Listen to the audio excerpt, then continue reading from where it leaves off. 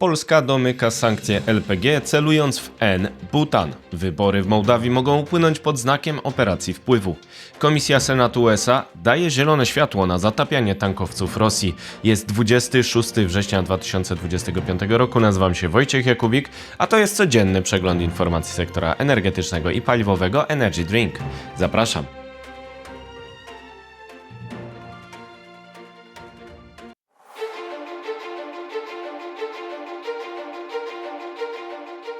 Partnerem kanału Energy Drink jest Orlen. Zaczynamy jak zawsze od informacji dnia. Morska implozja naftowa Rosji i zielone światło Senatu USA na zatapianie tankowców. Rosja atakowana przez drony Ukrainy przechodzi przez dwa kryzysy związane z atakami na infrastrukturę naftową i paliwową. Senat USA wysyła zaś sygnał, że możliwe będzie zatapianie tankowców floty Widmo.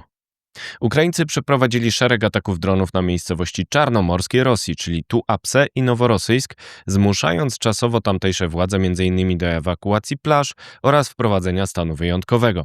Według wywiadu wojskowego Ukrainy HUR te uderzenia miały jednak określony cel.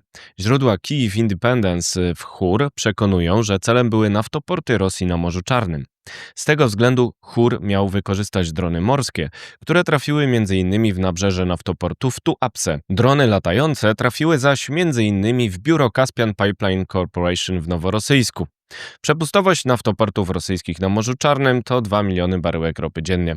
Ataki zmusiły Rosjan do czasowego wstrzymania pracy tych instalacji. Ataki na Morzu Czarnym w połączeniu z wcześniejszymi uderzeniami na Morzu Bałtyckim zagrażają eksportowi ropy rosyjskiej. Warto przypomnieć, że Ukraińcy dokonali we wrześniu także udanych ataków na naftoport w Primorsku oraz terminal paliwowy w Ust-Łudze, czasowo wstrzymując tamtejszy eksport. Rosja atakowana przez drony Ukrainy przechodzi przez dwa kryzysy związane z atakami na infrastrukturę naftową i paliwową.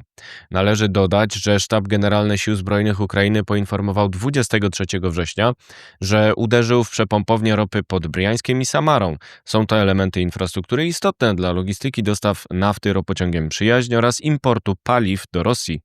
Jeżeli Ukraińcom uda się utrzymać tempo i skalę ataków na punkty eksportu ropy, Rosjanie będą musieli dalej ograniczać wysyłkę baryłek za granicę, a docelowo także obniżać wydobycie, podkopując fundament budżetu. Rosyjski operator Transneft miał według źródeł Reutersa ostrzec klientów, że ataki dronów Ukrainy zagrażają jego możliwości dostarczania ropy do terminali eksportowych.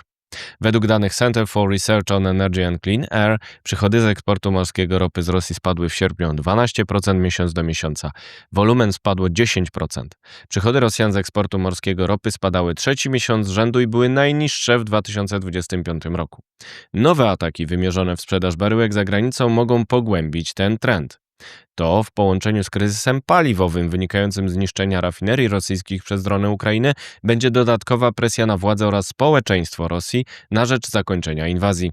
Według szacunków Aspect Energy cytowanego przez Financial Times, ataki dronów Ukrainy zablokowały eksport około 1 miliona ton przerobu ropy dziennie.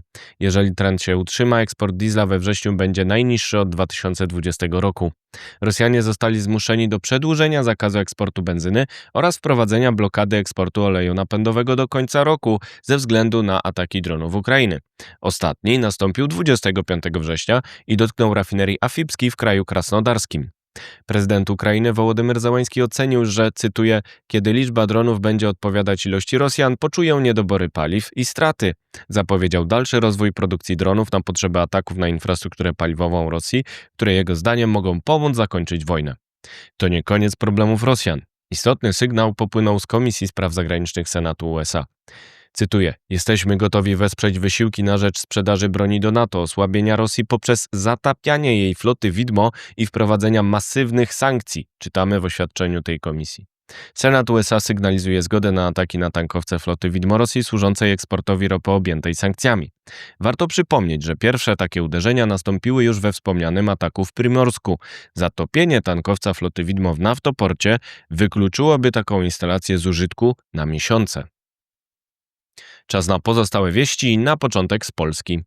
Dogrywka rządowa. Rząd spotka się w tym tygodniu drugi raz. Przedmiotem jego prac 26 września będą m.in. ustawa budżetowa oraz projekt uchwały w sprawie zmian Krajowego Planu Odbudowy i zwiększania odporności. Koszt niezbilansowania. Jesteśmy w 2025 roku. Za rok, 2, 3 OZE będzie jeszcze więcej.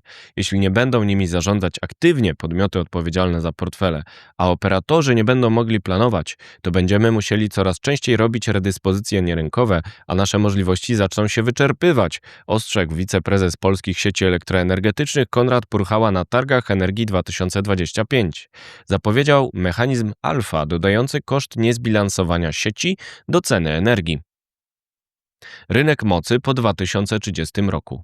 Ksenia Ludwiniak, zastępca dyrektora Departamentu Energii i Gazu w Ministerstwie Energii, przyznała na targach Energii 2025, że jej resort planuje zabiegać o przedłużenie rynku mocy na okres po 2030 roku.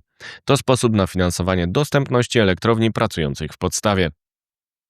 Domykanie sankcji dzięki staraniom Ministerstwa Przemysłu, a potem Energii do listy produktów z Rosji objętych restrykcjami w sektorze LPG został dopisany N-butan. Uwzględnienie N-butanu w projekcie kolejnego pakietu sankcji stanowi istotne uzupełnienie wcześniejszych regulacji i krok w stronę ich pełnej skuteczności, czytamy w komunikacie. Teraz wieści z Europy. Zwrot Berlina. Kanclerz Niemiec Friedrich Merz wezwał do wykorzystania zamrożonych aktywów rosyjskich do sfinansowania pożyczki wojennej dla Ukrainy wartej 160 miliardów euro. To zmiana podejścia Niemiec, które dotąd były przeciwko konfiskacie aktywów i chciały używać tylko przychodów z ich obrotu. Referendum Budapesztu. Węgry zamierzają zapytać swych obywateli w referendum o możliwość porzucenia surowców z Rosji. Pytanie i odpowiedzi zaproponowane przez kancelarię premiera zawierają tezę, że dostawy rosyjskie są tańsze od alternatywy. Węgry pozostają przy dostawach gazu i ropy z Rosji pomimo inwazji na Ukrainie trwającej od 2022 roku, nie inwestując w szeroko dostępną dywersyfikację źródeł. Wybory Mołdawii na celowniku. 28 września odbędą się wybory parlamentarne w Mołdawii. Wcześniej doszło do zatrzymań przez służby ludzi podejrzanych o przygotowanie prowokacji. Prezydent Maja Sandu ostrzegła obywateli przed możliwymi operacjami wpływu Rosji. Mołdawianie nie sprowadzają gazu rosyjskiego i zabiegają o wejście do Unii Europejskiej. Jeszcze wieści ze świata. Niedobory paliwa. Według komersanta już połowa stacji paliw na okupowanym Krymie nie ma paliwa. Niedobory są notowane także w różnych regionach rosyjskich. To skutek ataków dronów Ukrainy na rafinerie rosyjskie, które uszczupliły przerób ropy na paliwa. Według Financial Times ataki dotknęły co najmniej 16 rafinerii od sierpnia 2025 roku. Blackout atomowy. Zaporowska elektrownia jądrowa, okupowana przez Rosjan, od 23 września jest pozbawiona zewnętrznego źródła zasilania po zniszczeniach sieci przesyłowej energii, które według Ukraińców zostały spowodowane przez stronę rosyjską. Rosjanie próbowali w przeszłości przyłączyć Zaporoże do swego systemu, ale nie zdołali tego zrobić. Los Iranu w ONZ.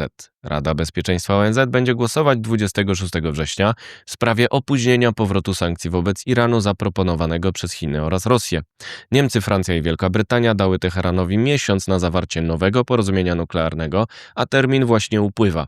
Iran jest ważnym producentem ropy, więc sankcje mogą mieć wpływ na jej podaż na rynku. To wszystko w materiałach przygotowanych dzisiaj, następne w poniedziałek, a jeszcze w weekend Energy Week, czyli moje podsumowanie z komentarzem. Zapraszam Państwa serdecznie, do zobaczenia, do usłyszenia.